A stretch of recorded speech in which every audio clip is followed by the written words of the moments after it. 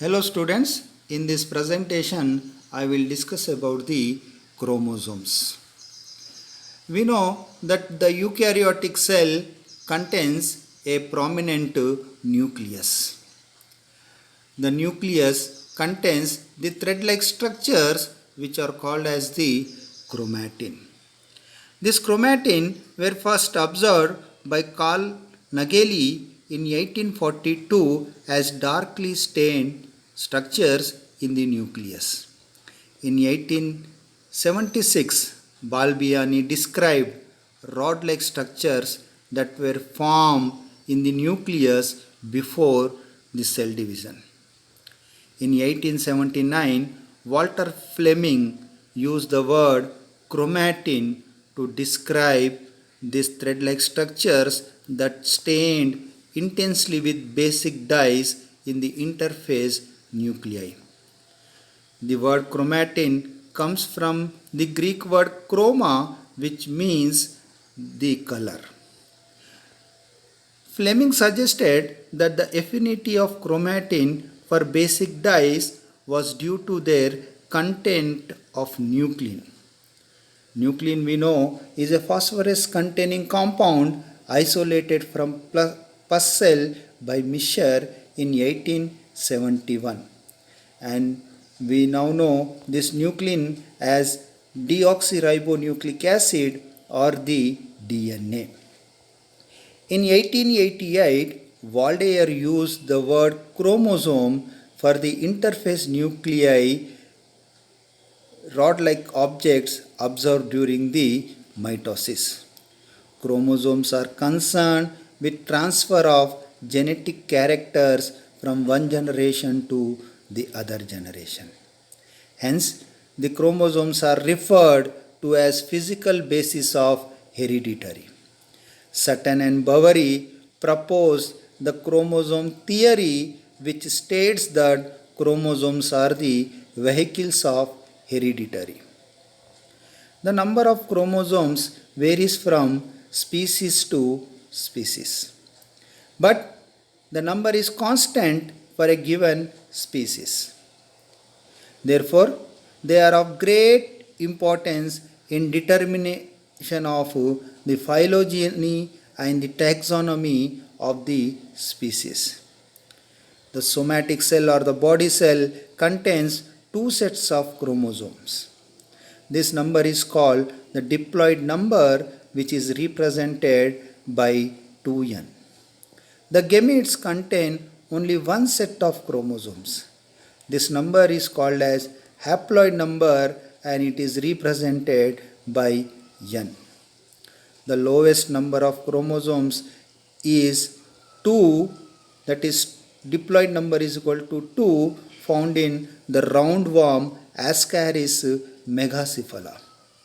The maximum number of chromosome is 1700, which is found in the radiolarian, which belongs to the protozoa. Among plants, the chromosome numbers varies from the diploid number 4 as seen in Haplopappus gracilis, which belongs to family Compositae, to the diploid number 1200, which are found in some pteridophytes. Coming to the size of the chromosome, the size of mitotic metaphase chromosome generally varies from 0.5 micron to 30 micron in length and 0.2 micron to 30 micron in the diameter. Trillium contains the largest chromosome that may attain a length of 30 to 32 microns in length. In general, plants have longer chromosomes than animals. Species have lower chromosome numbers possess longer chromosomes than those species having higher number of chromosomes.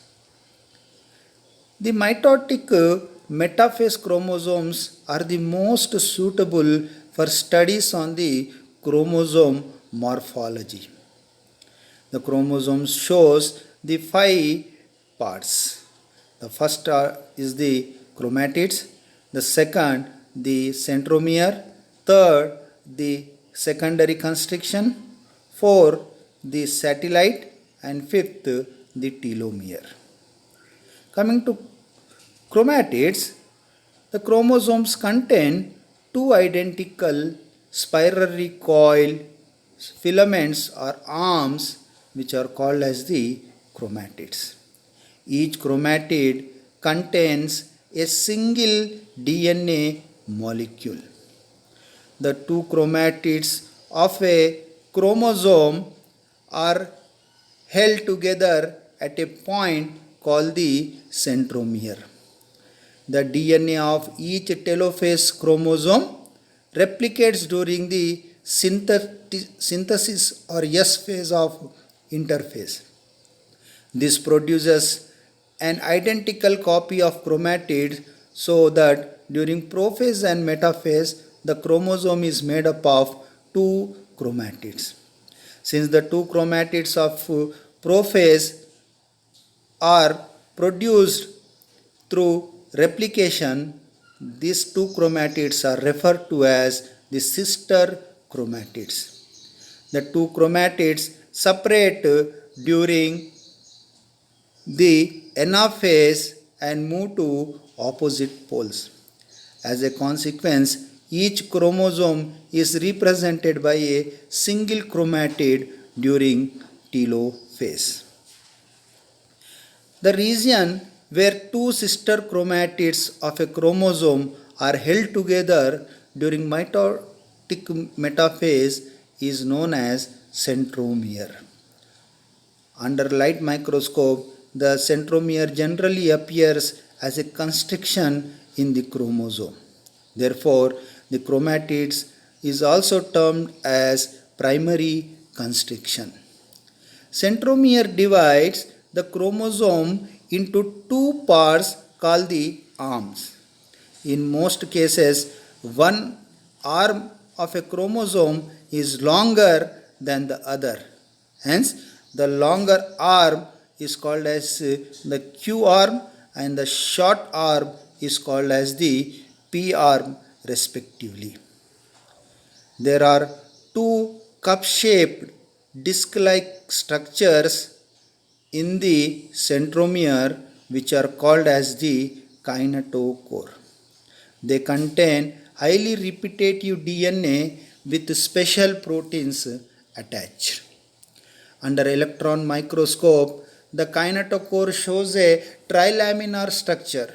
It shows a 10 nanometer thick dense proteinaceous layer and a middle layer of low density and a dense inner layer tightly bound to the centromere. During mitosis, 4 to 40 microtubules of mitotic spindle become attached to the kinetochore. Thus, the centromere function to provide a center of assembly for the microtubules. So thus the centromere is region of attachment of microtubules of the spindle fiber during the cell division. As a result, centromeres are the first parts of the chromosome to be seen moving towards the opposite poles during the anaphase.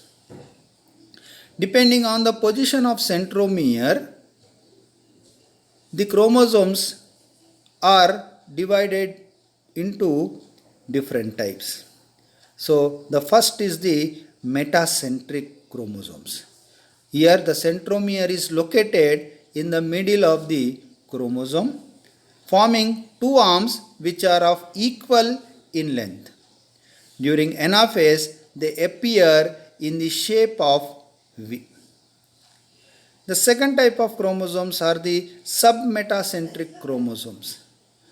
In this chromosome, the centromere is located slightly away from the middle of the chromosomes and forming two unequal arms. During anaphase, they appear as J or L shape.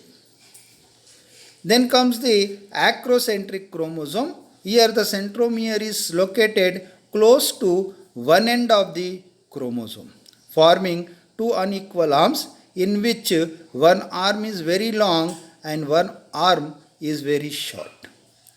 The fourth type of the chromosomes are the telocentric chromosome. Here the word telo means the end. So here the centromere is located at the end of the arm of the chromosome. So only one arm is present, and during anaphase the telocentric chromosomes appear in I shape. The chromosomes of most organisms contain only one centromere and they are known as the monocentric chromosomes. In some chromosomal abnormalities, chromosomes break and fuse with other producing chromosomes without centromere. So the chromosomes without centromere are called as acentric chromosomes. So sometimes a chromosome may undergo a break into two in such a way that one part has the centromere while the other is without the centromere. The part lacking the centromere is called the acentric chromosome. It does not take part in mitosis as spindle fibers cannot be attached to it. So it gets lost, and the loss of this chromosome results in the lethality of the organism. And the other type of chromosomes are with two centromeres. So the chromosomes with two centromeres are called the dicentric chromosomes. They are produced during pairing of structurally different homologous chromosomes. If there are if the two centromeres move to opposite poles during anaphase, the chromosome breaks. And the other type of chromosomes are the polycentric chromosomes, which have more than one centromere. So some species have the diffuse centromeres, that is, the centromere is not located in one position but lies in a diffuse condition along the length of the chromosome, so that the microtubules attach along the length of the chromosome. Such type of chromosomes are also called as the holocentric chromosomes. So these are the different types of the chromosome based on the centromere. The third part of the chromosome is the telomere. The two ends of the chromosomes are known as the telomeres. The word telo means far and meros means apart. So they are the ends of the chromosomes. The individuality of each chromosome is related to the fact that it is terminated at either end by a telomere. The word telomere was coined by H.J. Muller to indicate the uniqueness and stability of this portion of the chromosomes. Telomeres show polarity which prevents the other segments of chromosome joining with them. Thus, they provide stability to the chromosomes and protect their individuality. If a chromosome breaks, the broken end can fuse with each other due to lack of telomeres. The telomere is rich in the guanine repeats or the G repeats. The replication of telomere is brought about by the enzyme telomerase. The repeated division of chromosome during cell division results in shortening of telomere. The aging of human being is said to be related to the shortening of the telomere. The next part of the chromosome is the secondary constriction. So in addition to primary constriction or the centromere, the arms of chromosome may show one or more additional constrictions which are called as the secondary constrictions. They can be differentiated from the primary constrictions by the absence of bending of chromosome during the anaphase. And also, the spindle fibers do not attach at the secondary constriction. The chromosome region lying between the secondary constriction and telomere is called as the satellite. The chromosomes bearing secondary constriction and satellite are called as the SAT chromosome. The prefix SAT stands for sine acid thymonucleinico. That means without thymonucleic acid. Nucleolus is always associated with the secondary constriction of the SAT chromosomes. Therefore, the secondary constriction are also called as nucleolus organizer region. The nucleolus organizer regions contain several hundred copies of the gene coding for the ribosomal RNA or the rRNA. The sequential arrangement: when a chromosome in an higher organism is observed during the mitotic cycle under light microscope with conventional fixation and staining procedures, different part of it show different condensation and therefore different staining cycles. In 1982, Hitz defined heterochromatin as those regions of chromosomes that remain condensed during interphase and early prophase and form the so-called chromocenters. The rest of the chromosome, which is in non-condensed state, was called as the euchromatin.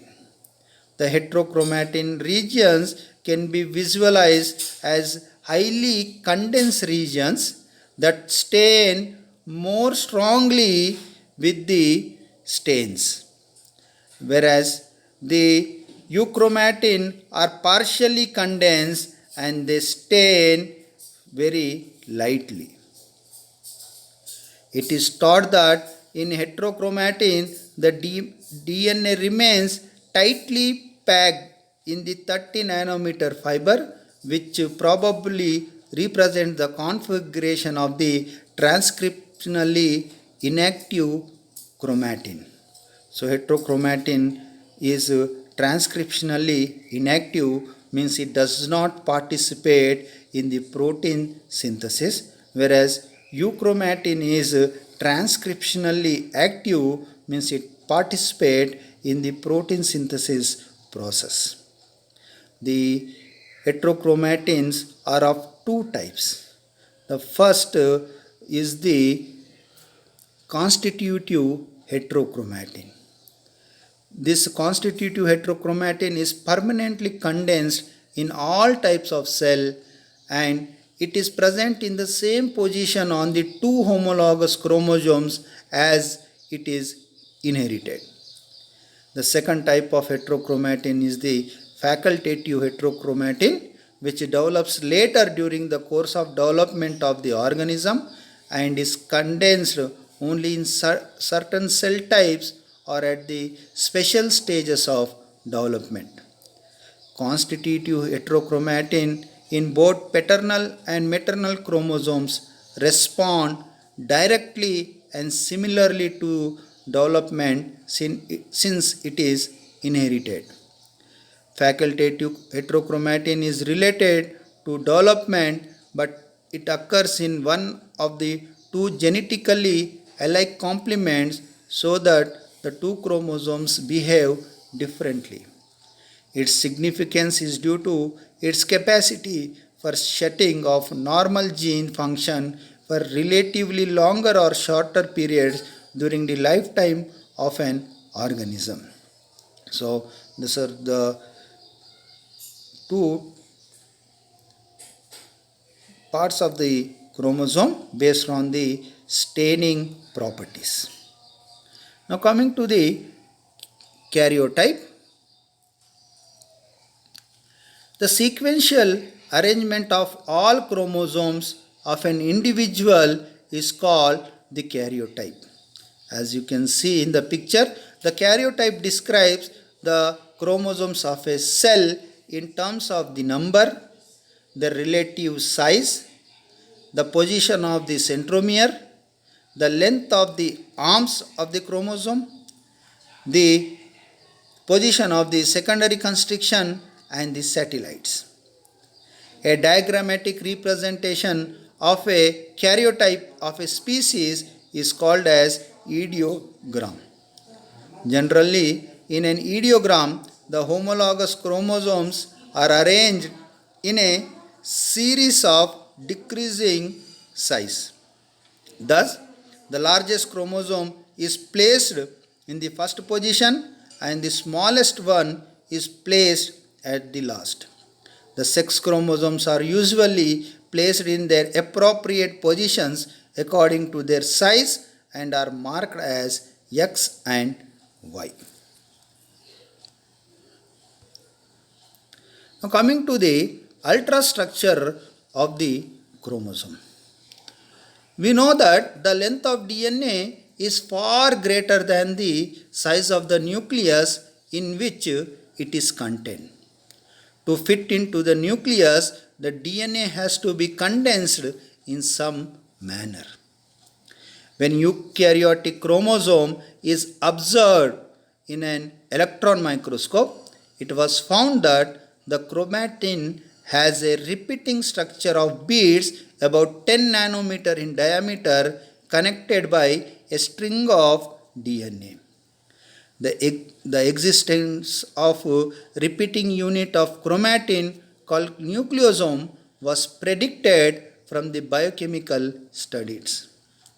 It was found that the DNA molecule in a eukaryotic chromosome is not free, but it is bound to the basic proteins called the histones.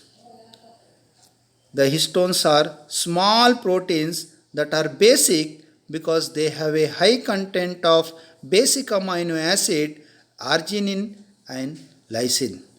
So, in a nucleosome, the arginine and in the histones, the arginine and the lysine amounts to about 10 to 20% of the amino acids.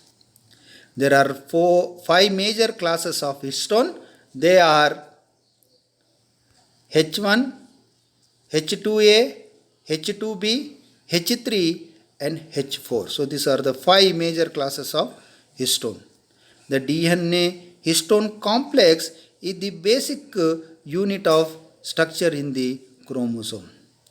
The two components are present roughly in equal amount by weights and they generally account for 60 to 90% of the chromatin mass. Both are formed at the same stage of cell division, that is the S stage or the synthesis stage of the interphase nucleus. As we know, the DNA is a polyanion by virtue of the continuous sequence of acidic phosphate groups. As you can see this here, the DNA has the phosphate. The phosphate are negatively charged. So these phosphates are neutralized and stabilized by the histones which are of basic nature and they are called as polycations. Being basic, histones bind tightly to the DNA which is acidic. So the basic histones bind tightly to the acidic DNA. By electron microscopy, chromatin looks like a regular beaded structure. The beads in the chromatin are called as the nucleosomes. The nucleosome is an oblate particle about 50 to 55 Armstrong high and 110 Armstrong in diameter. Each nucleosome unit has a definite composition. Namely, it consists of one molecule of H1 protein and two molecules of H2A, H2B, H3 and H4 proteins. And the nucleosome also contains one segment of DNA which is about 200 nucleotide pair long. The prolonged treatment of the nucleosomes with the nuclease enzyme removes some of the DNA and causes the loss of the H1 histone protein. So the resulting structure which is there is called as the core particle. The core particle consists of the octamers of the pair of H2A, H2B, H3 and H4 proteins.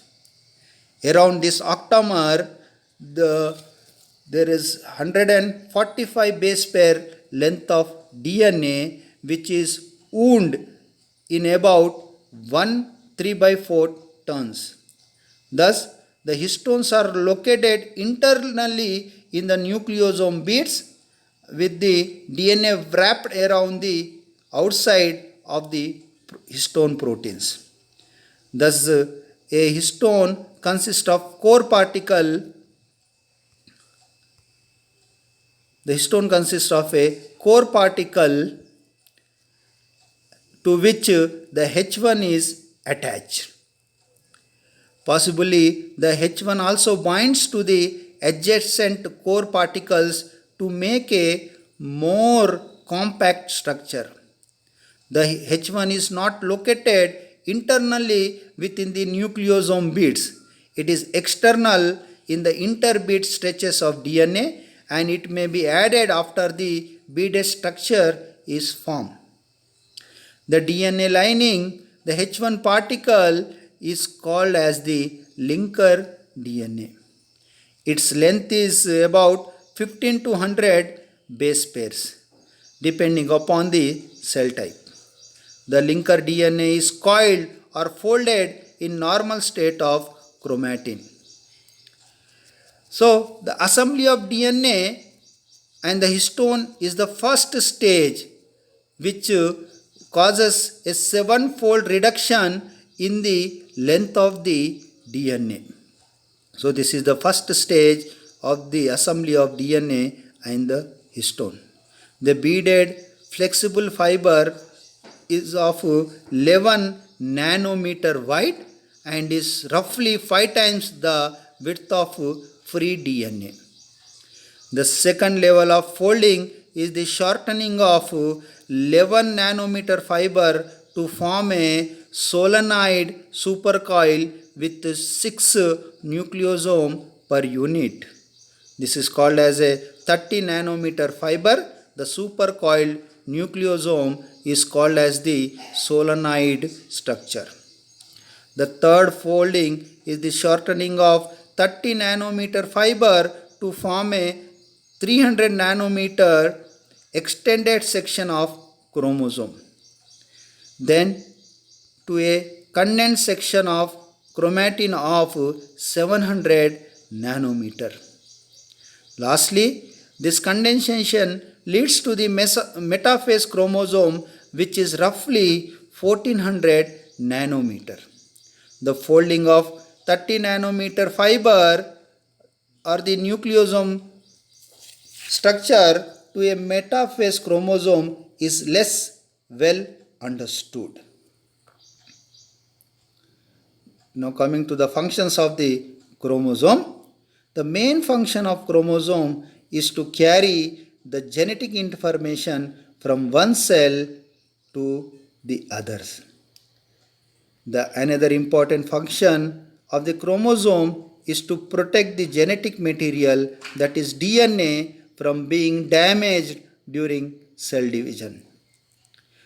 Gene action in eukaryotes is regulated through the histone and non-histone proteins associated with chromosome. So, the chromosomes also regulate the gene action. The specialized structures of telomeres prevent end-to-end interaction between the chromosomes. This ensures stability of the different chromosomes. So